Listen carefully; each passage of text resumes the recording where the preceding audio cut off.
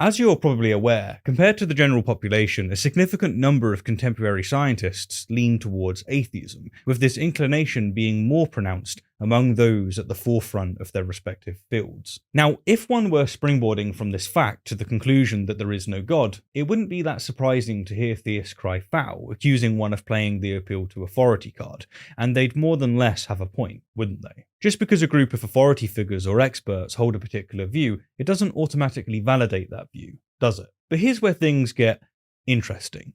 When it suits them, many theists won't hesitate to play a weaker hand. Suddenly, the appeal to authority isn't just acceptable, it becomes the cornerstone of their argument. Rather than emphasizing a prevailing viewpoint among relevant experts, which at least conveys a fact of merit to be considered, some theists will spotlight a specific individual who, despite swimming against the current of established scientific consensus, holds a view that aligns with the theist's view. And herein lies the crux of the fallacy. They're not appealing to the collective wisdom of informed experts, but to select authorities who are often not even working in the relevant fields to support their narrative. And what you're about to see is a quintessential example of this, coming from Eric Metaxas, who is accompanied by John Lennox. It's important for us to understand the limits of science. And I was talking to Dr. James Tour of Rice University in Houston. Do you know Dr. Tour? Very well. Oh yes, we too know about Dr. Tour. You're just shifting the goalposts about lysine, and I'm showing you another paper. Mr. where Pounder Farina! got it. Here! What do you want me- Go!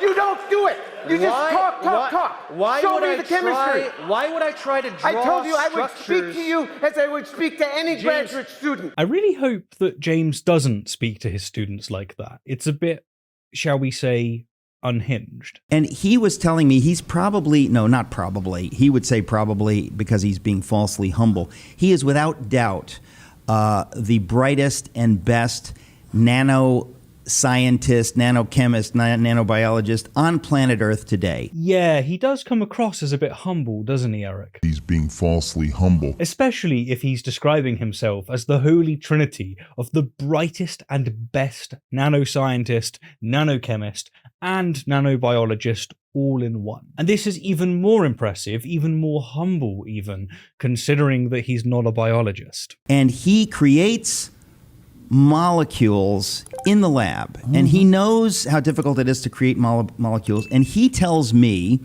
that without any question, science has never even begun to answer the question of how life began and how molecules assemble themselves. So, Eric is presenting James as an authority on abiogenesis, but here's the small problem.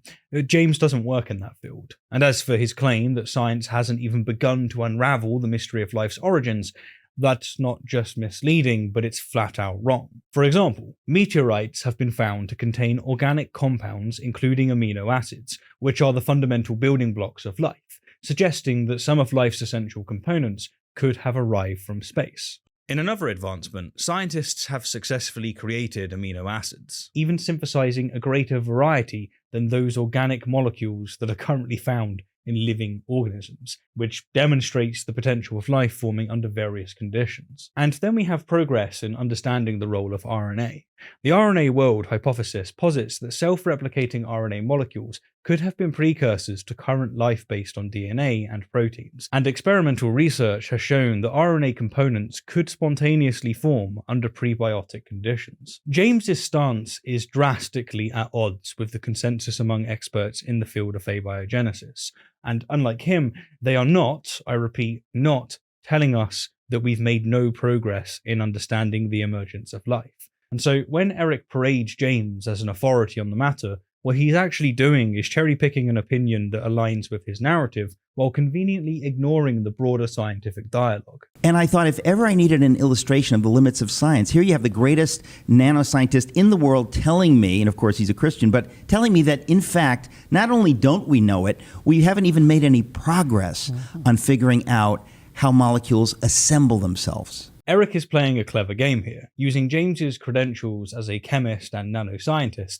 to paint a picture of a supposed authority on abiogenesis, all while emphasizing his Christian beliefs. He's a Christian. It's a classic move. Take an expert in one field, parade them as an authority in another, and voila, you've got yourself a seemingly credible source that supports your worldview. But that's like saying a world-class chef should be your go-to person for agricultural policy. No, it's a different field requiring different expertise. And again, Eric repeats this claim of us not making any progress. We haven't even made any progress. But this isn't just an oversimplification, it's at best a gross misrepresentation of scientific progress, and at worst, he's outright lying for Jesus. We've made leaps and bounds in understanding the building blocks of life. Sure, there are gaps in our knowledge, but to suggest that we're clueless is to ignore decades of scientific discovery and progress. Don't look at fully self-replicating molecules.